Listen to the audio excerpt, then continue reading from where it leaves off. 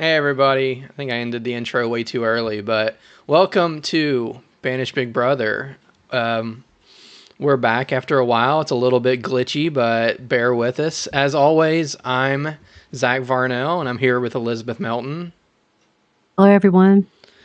So we've been gone for a long time because I now have a 5 month old or 5.5 month old kid, and that's been taking a lot out of me. So it's hard to find a time to podcast, but we're going to try to get back into it. And we'll start right now, just get right into the stories. So, we were going to talk about some of the stuff that's been successful in getting rid of some of the surveillance in our communities lately. And I'll start here with this from Harold Net from Washington State. So this is from sometime last year. Stanwood pauses flock cameras amid public records lawsuit. So the city of Stanwood paused their use of flock cameras in light of a question over whether the footage is subject to public records requests under state law. So they had a $92,000 contract with Flock, and they had 14 cameras up. And let's see, they turned them off because one individual requested all Flock camera footage in Stanwood within a 1 hour window. And after receiving that request, they decided it was just better to seek a court judgment to see if they had to follow that. And that guy was Jose Rodriguez. So shout out to him because I think he was one of the first people doing some of these open records requests publicly, at least. I think like you, Elizabeth, were doing some behind the scenes even at this time. And then it came down to, the court decided that the data captured on the flock safety cameras are public record. So there's been kind of a chain of certain cities and counties and whatever deciding it's not worth it if they have to share this data with the public, and they're just going to get rid of their flock cameras. And we'll talk about some of those in a minute. But here's one thing I thought was interesting. So it's the same case. Jose, I think, ended up suing them, and then it came back that it was public data and they had to provide it.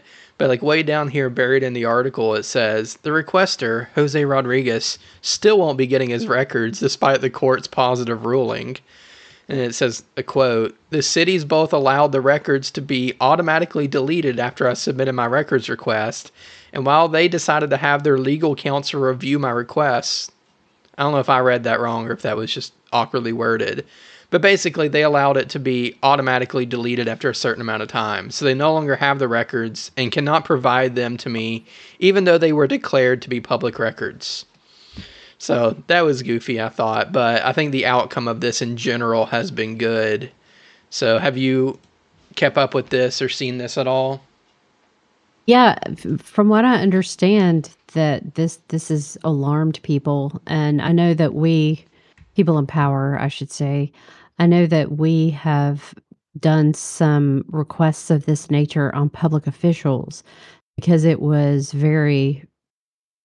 pretty clear cut that, especially in Georgia, where there was a ruling that said that we have the right to keep an eye on our public officials, and we also have a right to privacy. Um, so it was pretty clear cut. Well, yeah, according to this ruling, we have the right to see the data of public officials. But his was just general of everyone. And for that to have been declared a public record, I think is, yeah, kind of a game changer. And I have always said that one of the reasons why all of these public officials are so gung ho to put these cameras in place is because they think that they are not going to be subject to it. They think that they're going to be exempt from it. And one thing that I have heard, and I don't know that it is true, but it seems to make sense that it would be true, is that they can create a list of people that are exempt from having their license plate tracked. And one of the reasons that we think that that is the case is because if you look at some of their advertising for HOAs, they say that they can create a list of residents to where the residents don't have to be on the cameras, but people who are not residents would be. So that would seem to indicate that there is technology available to exempt people, but whether or not they're using that is another matter. Yeah, I mean, it definitely seems like something that would be easily, technologically possible. It's like the cameras are logging everybody, or, at least seeing everybody, but maybe it's like if your license plate matches a database, don't log it to the same place we would log everything else. Like, that seems like it would be Right. simple. And yeah, if they're advertising that to HOAs, like they would have to, I guess, have a separate thing for everybody else if they didn't want that feature out there. And just like having seen how Flock operates, I don't know. Right. I would be surprised if that feature wasn't out there and widely being abused. So one of the things that leads to then is doing an Open Records Act request to get the exemption list. And are there people that are exempting themselves from being captured on Flock? And if so, who are these people and what gives them the right to do that when everyone else has to be tracked? Yeah. I didn't realize this, but I clicked a random link here. Where was it? In the article. Let me see if I can. Yeah, here we go. So in the article, they talked about how they have reasons for the searches they have to do. And I guess they did open record requests on some of the reasons that the police had put down. And like in this case, they found them saying like, oh, they were gypsies. So it was, racial profiling, I guess. Oh But my goodness. I didn't realize there was, a reason I guess you could ask them for. It's like that might be another thing to try to hit on is Yeah. So supposedly you do have to go in there um, and have a reason for doing it, but they would just like some of the ones that have been accused of stalking, they would just go put ABC in there or investigation number, whatever, just nonsense. yeah. So after this ruling, there has been, a little waterfall of other places turning them off. So here's one.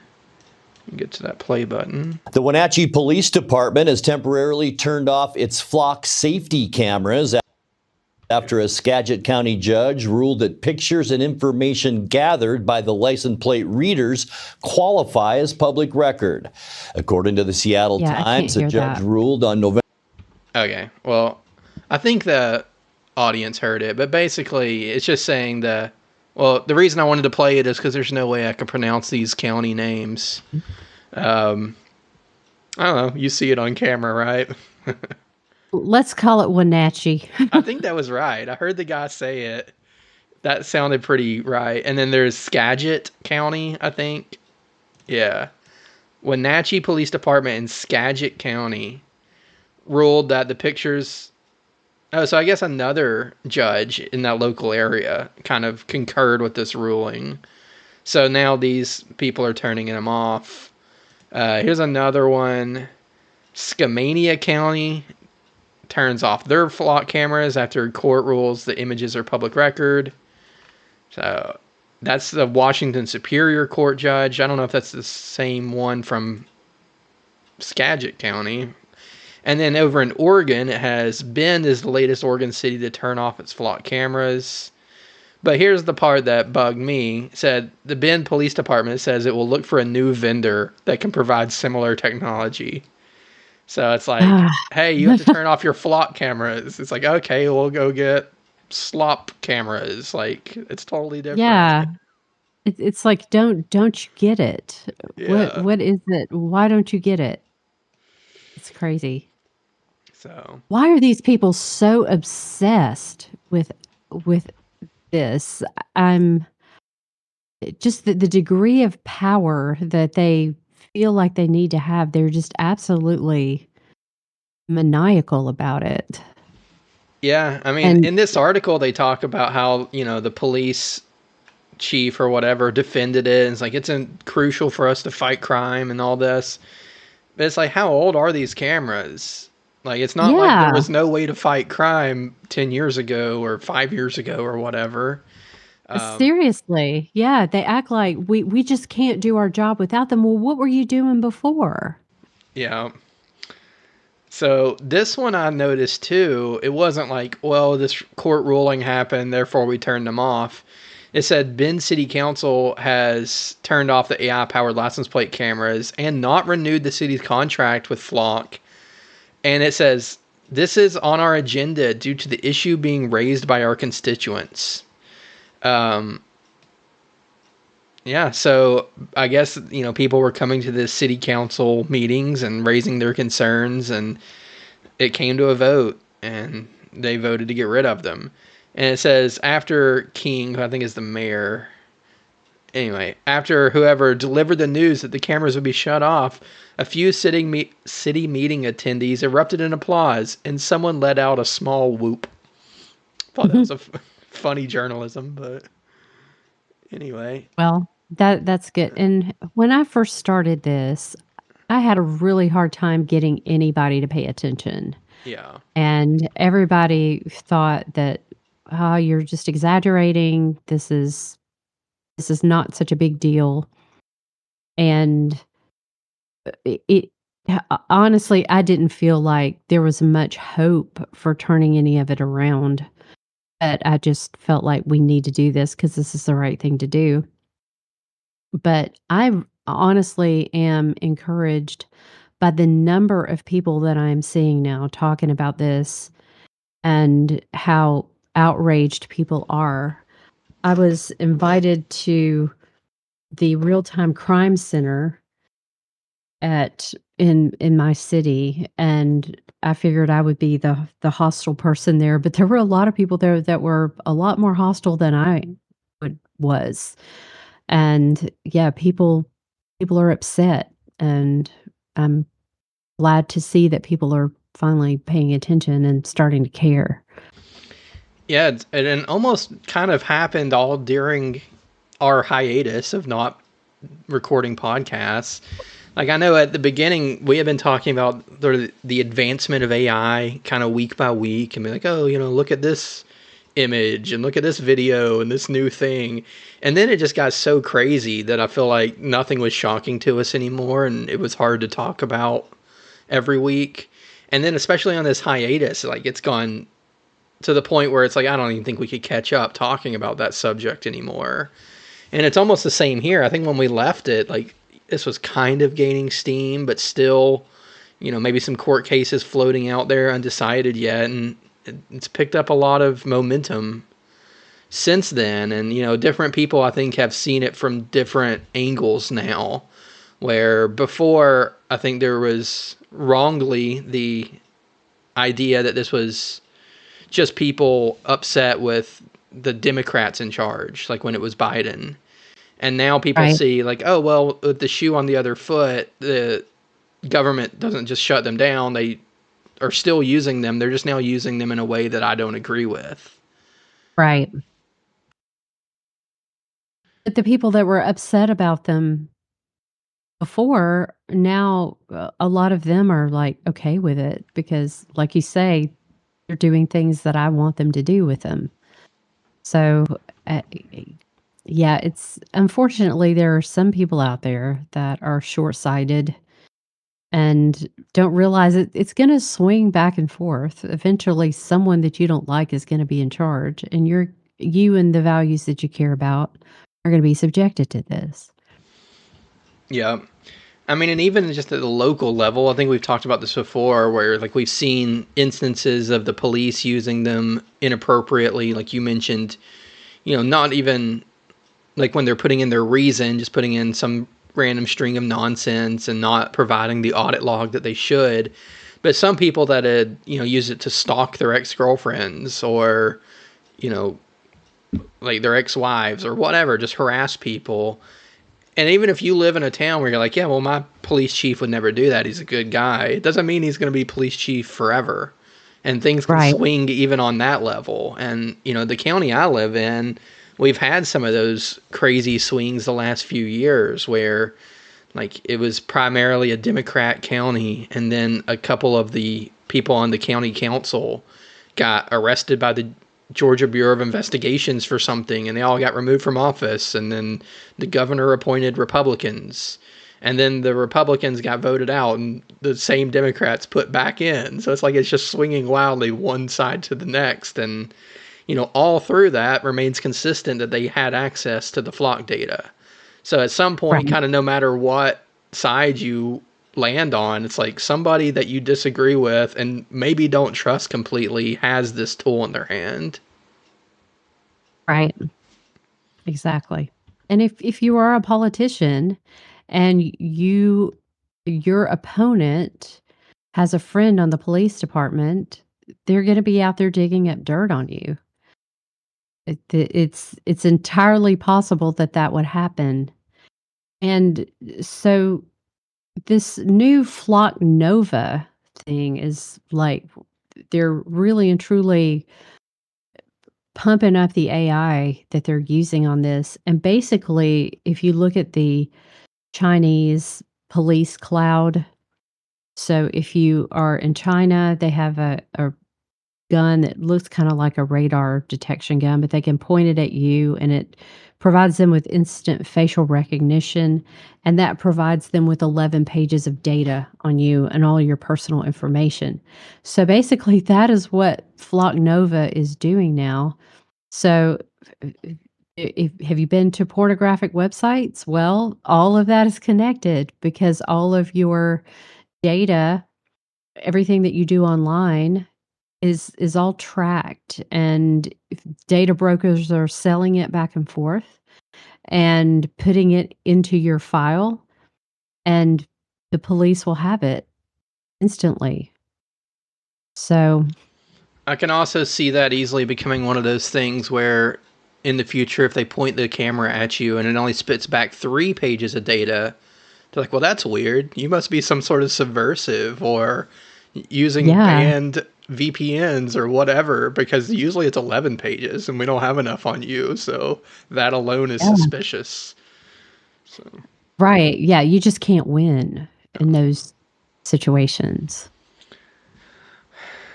let's see. So I noticed in this article talking about Bend that they cited, where was it? A YouTube video.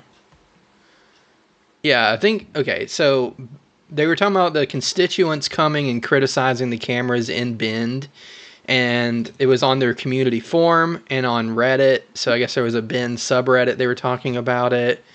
And then it says, again, I don't know who Kebler is. If that was the mayor, there's a person named King, but who knows? Somebody in the government said that, or I don't know, somebody said that online activism, as well as people who attended the meetings or submitted written comments to the city, pushed the conversation. So, I mean, I can't imagine it was a huge amount of people. So I think that shows, just like with Jose kicking off this whole big waterfall as one person, or, maybe there were some people behind him supporting him, but like one public person. This seems to be a small number of people just on forums and trading information and deciding to meet up, send some emails, and the cameras got deactivated. So, okay, and then they talk about this YouTube video that I guess was circulated by the Bend Redditors and the people in the community forum. And I believe you talked about this one. You're familiar with Ben Jordan. Is that right? Yeah, yeah. Yeah, so this was one where he talked about, let's see, do I have it pulled up? Yeah. So his video is called "This Flock Camera Leak is like a Netflix for Stalkers." So he Right. talks about how a lot of these were plugged into the internet, of course. I mean, I guess they have to be, accessed remotely. And he was able to just do a search on this website called Shodan, which will catalog everything that's on the internet. And he was able to find, I guess, web applications where you could go and view the data. So I'll play like just a minute of this, although it's 11 minutes long, so I don't think we'll do all of it. But I'll just play, and I don't think you'll be able to hear it, Elizabeth. Unfortunately, I don't. All right. We're still kind of getting through some of the bugs, getting the podcast back up. But I'll play like a minute for the audience, and then I guess you can just go off memory. A commercial search engine, I very easily found the administration interfaces for dozens of flock safety cameras. I shared this information with 404 Media, and with John Gaines' help, that number quickly grew to nearly 70. None of the data or video footage was encrypted. There was no username or password required. These were all completely public-facing for the world to see, and some of them still are. You don't have to be an expert to find and gain access to this. You don't even have to type anything in to see every single person, vehicle, and activity that took place in these locations in the last 31 days. Whether you wanted to watch this footage live in real time or look at footage from a month ago, you could just point and click your way to it like you were watching Netflix. You could even open up the live streams in VLC or cast it to a television. Making any modification. Okay, so basically, he just explained very simply that there was just some, an address that he put into this search engine to look for. It came back with a lot of results, and you're just able to click around viewing data that's public. I mean, and I don't mean public in the same way of like the open records request, but like it's been made public because it's just sitting on the internet. Yeah. And so those are things that they're not even having to hack into. But if you're looking at, okay, here's all this information that doesn't even need to be hacked, and then you add to that people that will hack, they're not securing this. They're not securing this data at all. They're just absolutely flying into it without any thought and without any sense of doing things carefully. And my reservation about that, though, is that then the argument becomes, well, we just have to make it secure. Well, we just have to do a better job of not allowing people to hack it. And that is entirely beside the point. It's kind of like what they say, well, these cameras, the facial recognition doesn't do a very good job of recognizing minorities. Well, then the argument is simply, well, we'll make it do a better job of that. But that's entirely beside the point. The point is they don't have the right to be surveilling us like this, no matter how secure it is, no matter how safe it is as far as hacking and things like that. We don't want to make it better. We want to get rid of it. Yeah, and then, I work in cybersecurity, and like one thing I tell people a lot is, like having a vulnerability in your software or even getting hacked shouldn't be like a, death sentence necessarily for a company or for a product, but really how you respond to it is what's important. So, were you able to fix things quickly? Were you able to be transparent with your customers and your stakeholders and things like that? And improve your processes so it doesn't happen again. And what we see with Flock is lashing out at people, calling them names. I think, not that it has to do with security so much, but they called like deflock.me, like the people behind that, like a terrorist group, I think. And then we'll pull up this here from John Padfield, his YouTube channel, that's the word I'm looking for, YouTube channel, Business Reform, where he talks about like the city or the Flock CEO sending like an email to the city that made them be like, all right, we're done working with these people. So again, I don't think you'll be able to hear this one, but I'm gonna turn on captions in case you can read that if it's not too small. And then we'll just play like a minute of this so that you can see the content of the email and like what happened here. In a way, I'm thankful for Langley's arrogant, unhinged demonization of everyone opposed to his surveillance network, because that attitude is exactly what led Staunton's police chief, Jim Williams, to cancel Flock's contract. Allow me to explain. Police Chief Williams posted his email exchange with Langley on the city's website, and I have included a link to a PDF of that email exchange in the description of this video. What I am about to show you was only edited for conciseness. On December 8, 2025, Garrett Langley wrote, "Hi VA Staunton PD team. I'm writing to you directly because I want there to be zero confusion about what's happening. Flock has never been hacked, ever. Flock is building tools to help you fight the real crime affecting communities across the country. Many activists don't like that. Let's call this what it is. Flock and the law enforcement agencies we partner with are under coordinated attack. The attacks aren't new. You've been dealing with them forever. And we've been dealing with them since our founding. From the same activist groups that want to defund the police, weaken public safety, and normalize lawlessness. Now they're producing YouTube videos with misleading headlines. They're also trying to turn a public records process into a weapon against you and against us." Garrett. Okay. So I'll leave the email up on the screen in case anybody wants to read it, or you need to read it since you couldn't hear it. But I mean, I guess that, according to John here, set this city off, and they got rid of the cameras for, maybe this being the last straw. Well, yeah, and just the arrogance and hostility with which this fellow deals with any criticism whatsoever it doesn't inspire confidence, honestly. And it just this so anyone who is concerned about their privacy is trying to normalize lawlessness. Yeah. Really? I mean, I know what he's trying to do. He's trying to be like, well, these are the people that are, like burning down cities and protesting, and like that sort of crowd that, there are criticisms against, and, you don't want to see people doing that. And then lumping in people like, D-Flock and John Gaines and the people doing these videos that are educational, and they're sitting at home doing security research, basically. And then I think even, I don't know that we're on his radar, but people who are just probably like John making YouTube videos that get popular, that are about these subjects. That's who he's trying to lump in with, like, oh, these are rioters and people who want to defund the police and just want their city to burn. Yeah.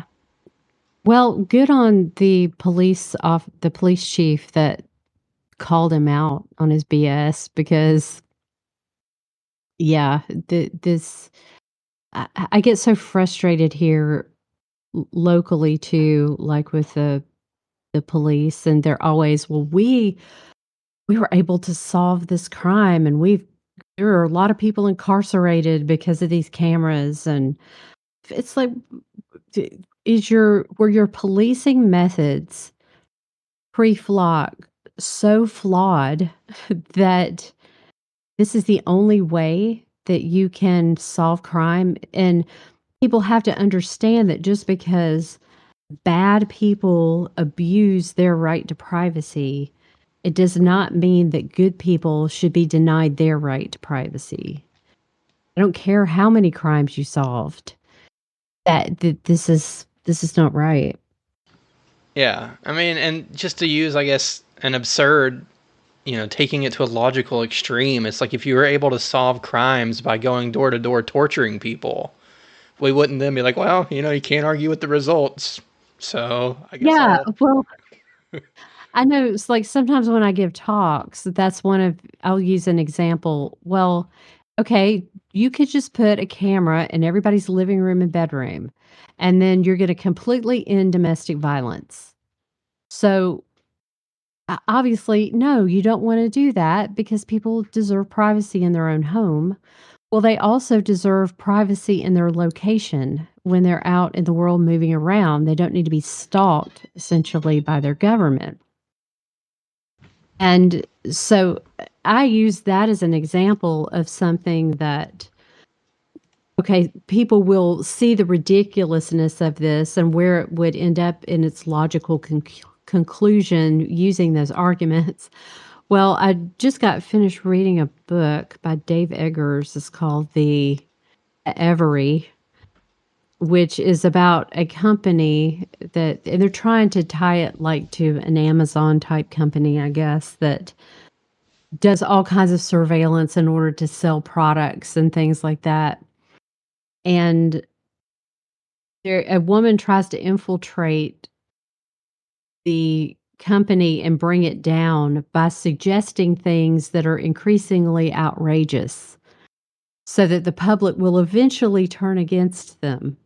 And that is one of the things that they end up doing, is just having like your Siri, your Alexa, whatever, is listening to you at all times and recording it and investigating you whenever it hears anything that seems out of the ordinary.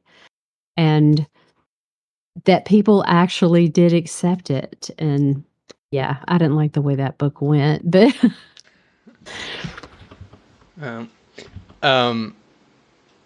So real quick, going back to Ben Jordan talking about the vulnerabilities, I did want to bring this up. I realized I didn't have it.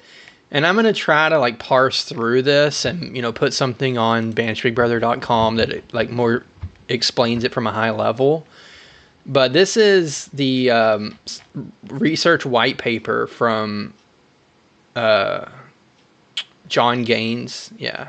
And he calls himself Gainsec. And I guess that's his company's name too. And I used to work with him, actually. I don't think we worked closely, but we worked at the same company at the same time.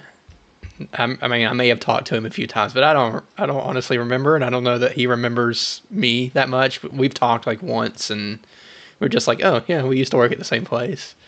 But he goes through a couple devices here, like the gunshot detection system, the license plate reader, the compute box, which I guess is, something that's just happening on the back end, to process this information.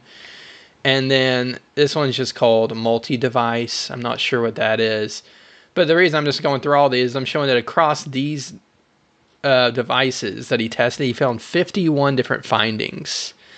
And, some of them may be lower severity, but just, I don't know, looking at some of these, they don't look like a waste of time, like nothing finding. A lot of them look like very big things that, if I found them on a security test and delivered these to the client, they would be like, oh my goodness, this is important. We need to like look at this right now.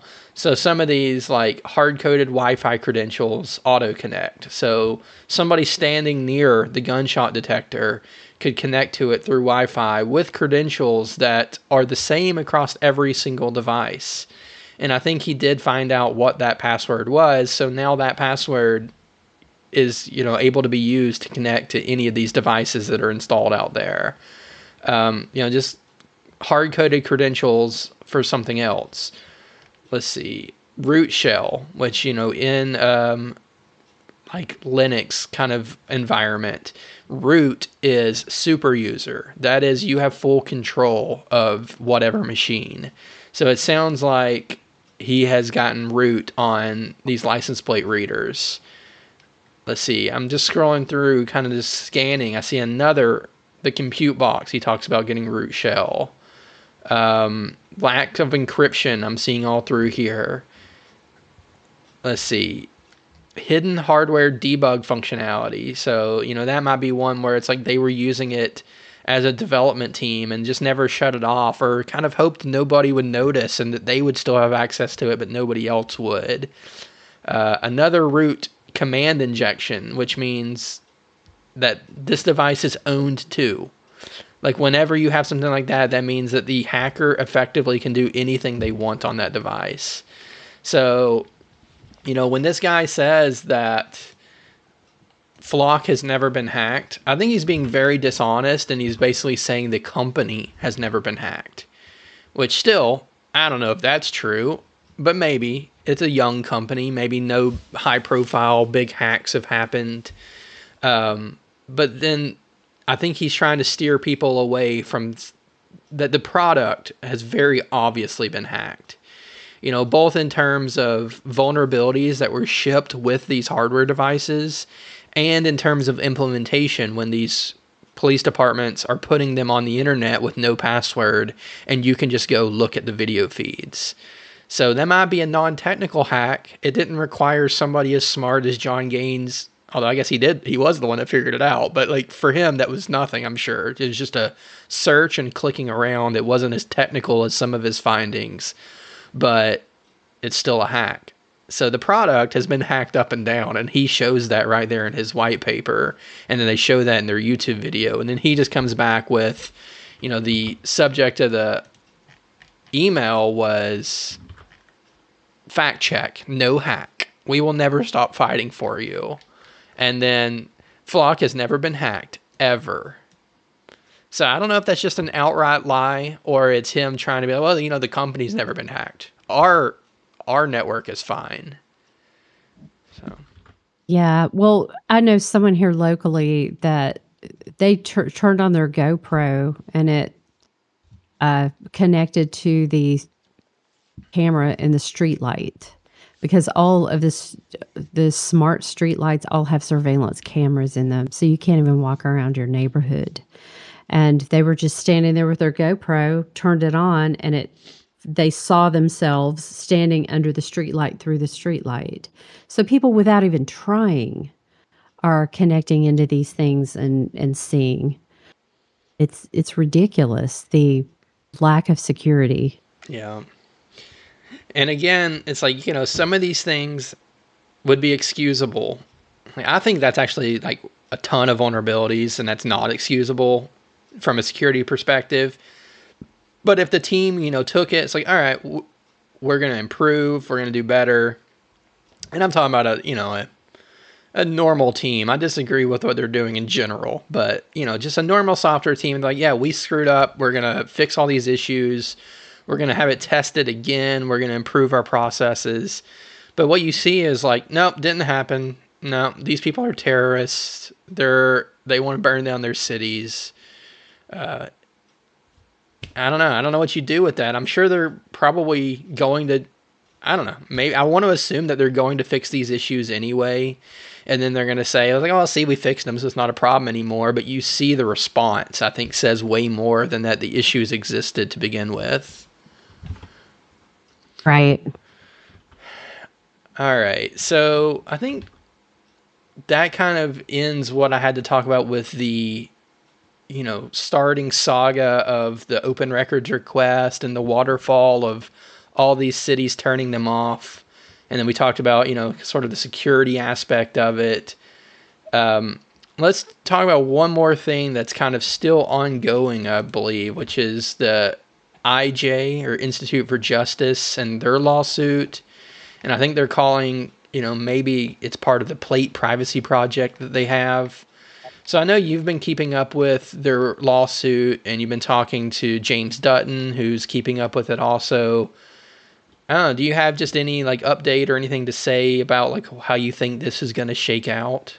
And, maybe remind us what the lawsuit is and what impact it'll have. So the lawsuit, basically, it's in Norfolk, Virginia, and I think one of the reasons that they chose that city for the lawsuit is because of some of the remarks that the police chief there made on the record about how no one is going to be able to do anything in that community without them knowing about it. And so it's early, these things take a long time, and early this year is when it's supposed to get started. They were still in the discovery process, and it is anticipated that they could potentially win the case, but no matter who wins the case, it is going to be appealed, because we know that Flock is going to appeal it, and the Institute for Justice has already made it clear that if they lose, they are going to appeal it as well. So it's going to be a long process. It's probably going to be another couple of years before it actually gets to the Supreme Court. But Yeah, to me, this is our one hope, because all of these other issues could serve to slow it down, that concerns over hacking and things like that. But this case is what really gets to the root of the matter, which is, do you have the right? Does the government have the right to track people like this, monitor this kinds of information about their location? And ultimately, of course, I just want them to be eliminated. I don't want the infrastructure to exist at all. But ultimately, what could happen is that they will impose warrant requirements to viewing any of it, which, you know, I I don't think that it's very often that a judge is presented with a warrant request that they say no. I think that they give them more often than not. So, yeah, I don't yeah, hopefully So, it will go beyond that, but we'll just have to see. so how would that square with it being, publicly accessible via open records request, yet police would need a warrant? Yeah, yeah, it's kinda hard to figure out. Yeah. But but look at, like, the information from data brokers. Data brokers are out there selling information on you all the time. And some of it is collected with your consent, some of it without your consent. The police have been just purchasing that information, Like cell saying, phone "Well," data. right, it's public record, then why do we need a warrant for it? Um, so, that is being brought into question, and that practice, and I know that there are people out there that are pushing against that. I don't know how all that's gonna play out either, but, yeah, at the end of the day, it would be nice if people took their privacy a little bit more seriously and didn't just allow their information to be collected like that, and choose things like Linux-based things, and stop using these companies that collect all of your data and sell it. That data should belong to you. It's valuable. Yeah. All right. Well, let's move on to the last thing I think we had to talk about. I had one funny video pulled up, but we'll have to save it because I realize if you can't hear it, it's going to be hard for you to find it funny at all. But let's just talk about what's been going on with Banished Big Brother. Anything new and exciting that's been going on. And I guess the first thing I'll just throw to you is the new team member, Dr. John Padfield. So we just watched his video there on business reform. And he's also now a member of our board of directors. Yes. Yeah, we're very pleased to have him there. He's doing a lot of great work in bringing attention to the issues of surveillance. And Yeah. he is also doing a Brush Fires of Freedom tour where he's going around and speaking. We had him here in Georgia in November speaking about that. He'll be back in Georgia in mid-March, and he'll be in some other places as well, Knoxville, Chattanooga, Atlanta, Auburn, Huntsville, and are some of the ones that I know where he'll be. Nice. And I didn't realize, his bona fides were so impressive too. He was an engineer, state legislator, business professor. So he was, in the management and executive consulting roles in medical devices and manufacturing industries. Indiana House of Reps, sat on the Education, Commerce, and the Natural Resources Committee. So, yeah, and now he's doing YouTube, which I have here that he has 180,000 subscribers. Let's see if that's still true. Nope, 230,000 now. And I didn't write that long ago. So he's growing that channel very quickly. Yeah. That's He's awesome. doing a lot of good work and bringing attention to a lot of important things, for sure. Yeah. So go check out Business Reform and check out his videos. They're awesome. I knew about them even before, he joined our board and had watched some and was super impressed. And like when you brought up that he wanted to work with us, I was like, wow, that's a good get. So, and then, just of course, you're on here, me, Warren Cunningham, James Dutton, Michael Maharry. I don't know why I said his name so weird. Michael Maharry. Mike. It's because I don't normally call him Michael. Mike Maharry. And there we go. So, all right. So, anything else from Banished Big Brother that we should mention? So, you Well, have. our Sorry. our Go ahead. store is our store is up and running. Yeah. Oh, So yeah. Yeah. So, merch store.